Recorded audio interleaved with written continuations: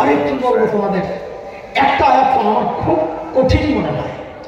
আরে সাহাবায়ে কেরামকে আল্লাহ তাআলা রীতিমতো ধমকাইতেছে কি বইলা, ফালাউলা ইয সামি'তুমুহু কুলতুম মা ইয়াকুনু লানা আন নাতাকাল্লামা বিহাযা সুবহানাক হাযা বুহতানুন আযীম।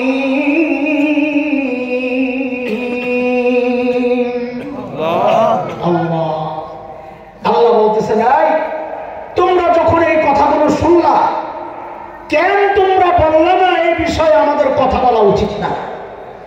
কেন বললে না আল্লাহ পবিত্র, আল্লাহর নবী পবিত্র, নবীর স্ত্রী পবিত্র? কেন বললে না হাযা বুহতানুন আযীম, এটা মারাত্মক অপরাধ? কেন বললে না? আল্লাহ ধমকাইতেছেন কাদেরকে? নাম্বার 1, আমার মায়ের মর্যাদা একটু শোনাই না, নবীজির সবচেয়ে প্রিয় মানুষের মর্যাদা শোনাই না। এবার বলেন 2 নম্বরে কে? নবীজি বলেছেন, লাউ কানা বা'দি নবিয়্যুন লাকানা উমর। প্রমাণ খেয়াল করো, বাহ্যিক ভাবে তো মনে হয় এই হাদিস দ্বারা মর্যাদা বেশি কার, আবু বকরের না ওমরের?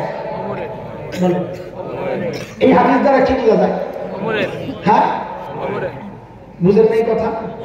এই হাদিস দ্বারা কি বোঝা যায় মর্যাদা বেশি কার, আবু বকর রাদিয়াল্লাহু আনহু না ওমরের? আর যদি আবু বকরের মর্যাদা বেশি হইতো তো নবীজি বলতেন, লাউ কানা বা'দি নবিয়্যুন লাকানা আবু বকর, আমার পরে কেউ নবী হলে আবু বকর হইতো। নবীজি তো এটা বলেন নাই।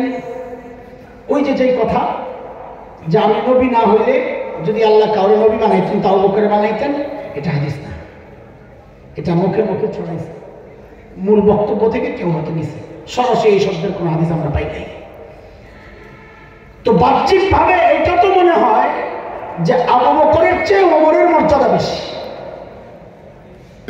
হাকিমুল উম্মাহ থানভী রাহমাতুল্লাহ আলাইহি বড় আজীব এক তথ্য দিয়েছেন, না এই হাদিস প্রমাণ করে মর্যাদা বেশি আবু বকরের। এই হাদিসই প্রমাণ করে। কেন? এই হাদিস প্রমাণ করে নবীর সাথে ওমরের সম্পর্ক বাদিয়তের। কিসের সম্পর্ক? মানে নবী বলতেছেন, ওমর আমি আগে, আপনি পরে, বাদি পরে আমার পরে যদি নবী হতো তো পরে কোথায়? তাহলে নবীর সাথে ওমরের সম্পর্ক বাদিয়তের, আগে আর বলেন না, আগে আর।